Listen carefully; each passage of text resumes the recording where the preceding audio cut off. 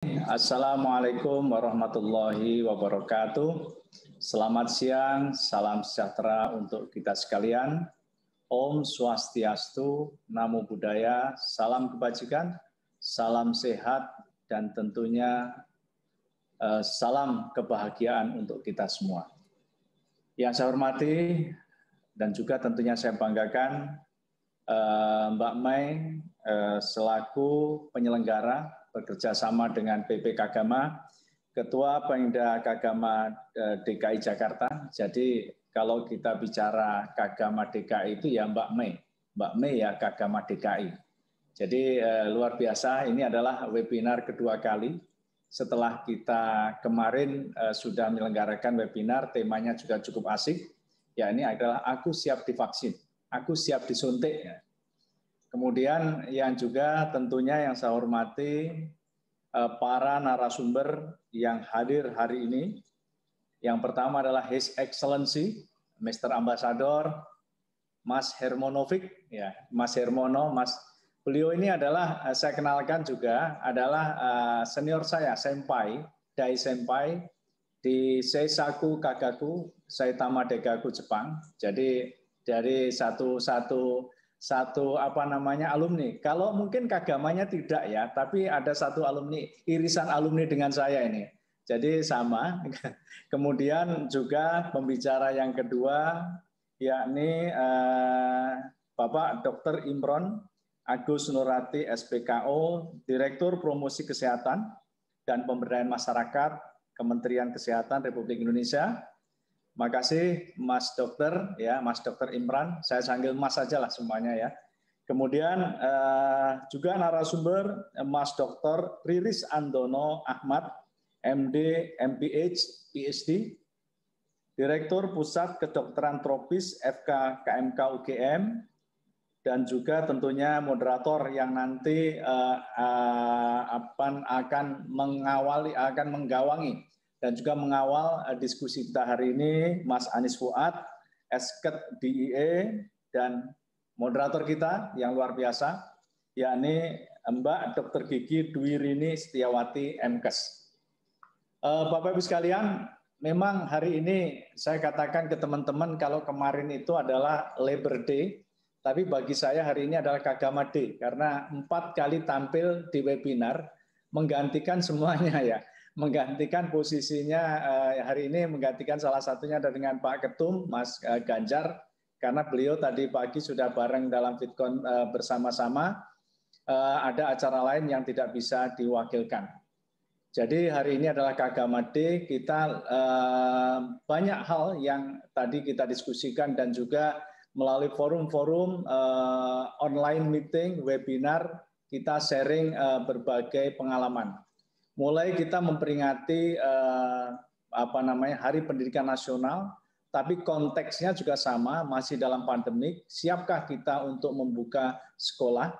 Ya, kemudian juga kita diskusi tentang Kagama Inkubasi Bisnis (KIB), terutama adalah juga sama konteksnya pandemik. Kira-kira sektor-sektor usaha apa yang masih memberikan satu optimisme untuk bisa kita menampung luapan tenaga kerja yang tidak sedikit jumlahnya setiap tahun bertambah. Dan saat ini kita membahas satu tema yang menurut saya ini juga sangat luar biasa, yakni adanya satu komitmen kita bahwa kita masih tetap tinggal di wilayah kita, tidak mudik, tapi kita tetap juga asik. Karena memang Bapak-Ibu sekalian, kita yang namanya mobilitas masyarakat ini menjadi sebuah katakanlah trigger bagi bertambahnya jumlah yang namanya penyebaran COVID-19 ini. Kami ingat ketika kenapa larangan mudik ini awalnya ini kita lakukan.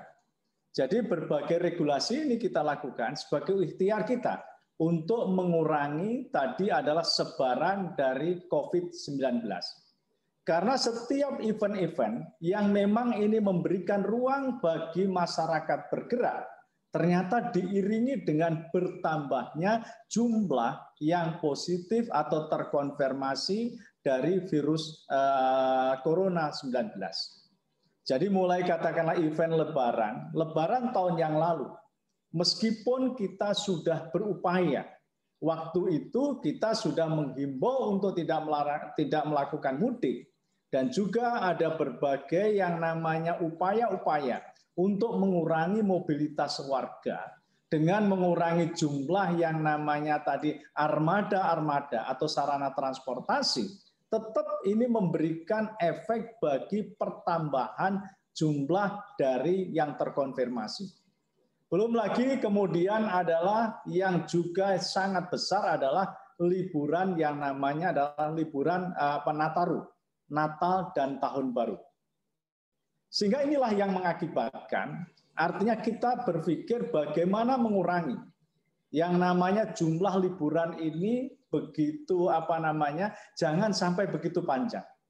Sehingga pertama pemerintah waktu itu, terutama juga karena Kementerian Ketenagakerjaan, kita juga memiliki istilahnya tanggung jawab untuk mengurangi tadi mobilitas warga. Yang pertama kita lakukan adalah merevisi yang namanya hari cuti bersama. Jadi hari cuti bersama ini saya rasa tahun 2020 kita berganti merubah 4 kali. Di tahun 2021 kita sudah 2 kali melakukan pengubahan. Kita intinya ingin mengurangi cuti tersebut sebagai ikhtiar kita untuk menghindari orang ini untuk bepergian dari satu tempat kepada tempat yang lain. Sehingga akhirnya ketika Lebaran kita ya mau tidak mau cutinya hanya tinggal dikasih 1. Yakni adalah hari Rabu, kalau Lebarannya nanti Kamis tanggal 12, kemudian tanggal 13 hari Kamis, Jumat, Sabtu, dan Minggu, tetap 5 hari Mas Yan. Sehingga inilah yang akhirnya kita harus berpikir keras lagi. Bagaimanapun juga kita larang, tapi kalau seandainya jumlah orang ibaratnya tadi waktu bebasnya cukup panjang, yakni 5 hari, tetap akan ada yang namanya mobilitas pergerakan masyarakat. Oleh karena itu, dalam hal ini kami di dalam perspektif pemerintah, kita tetap artinya pengetatan lebih ketat lagi. Kalau kita lihat misalnya adalah untuk ASN ada periode yang di mana betul-betul ini adalah periode yang ibaratnya dalam tanda petik ini pelarang. Orang misalnya dari tanggal 6 sampai tanggal 17 dilarang betul mudik. Tanggal 22 sebelum sampai tanggal 5 ini adalah istilahnya dilarang atau dalam tanda pengetatan terkait dengan perjalanan dinas. Nah, ini terkait dengan ASN. ASN, TNI, Polri melakukan kegiatan seperti regulasinya seperti itu. Sektor ketenagakerjaan juga sama. Artinya kita juga sudah sejak awal mengeluarkan surat edaran, terutama adalah perusahaan-perusahaan, kita himbau untuk tidak melakukan ibaratnya tidak melakukan karyawannya, tidak melakukan mudik. Termasuk juga pekerja migran yang nanti Mas Dubes, Mas Hermono, ini nanti kita juga sama, kita menghadapi persoalan terutama adalah PMI. Karena memang PMI baik yang ibaratnya legal maupun yang tidak legal, ini juga pengen ketika mudik mereka ini ketika Lebaran mereka tuh mudik.